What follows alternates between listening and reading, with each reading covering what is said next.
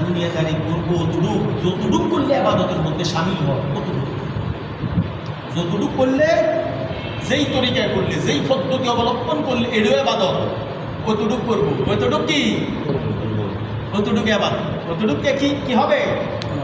চাকরি বাকরি এটাও আবাদত, চাকরি বাকরি এটাও আবাদত। আল কাসিব হাবিবুল্লাহ, যে নিজে হাতে কামাই করে, যে নিজ হস্তে কি করে অর্জন করে, উপায় অর্জন করে, রিজিক তল্লাশি করে, সে আল্লাহর বন্ধু।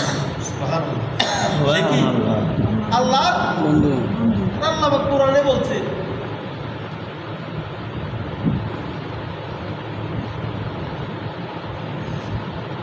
ফাইদা কুদিয়াতিস সালাহ ফান্তাশিরু ফিল আরদ, যখন নামাজ শেষ হয়ে যাবে তো কি করো, ফান্তাশিরু ছড়িয়ে ছিটিয়ে পড়ো, ফিল আরদ জমিনের মধ্যে।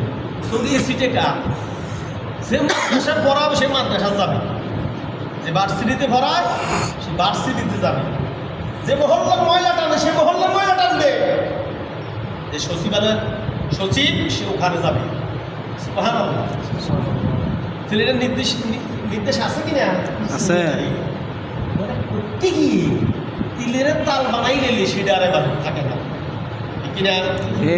তিলের তাল বানা, কালের অদৃশ্য করে এটা দুর্নীতি হয়েছে। কি হয়ে যায়? দুর্নীতি।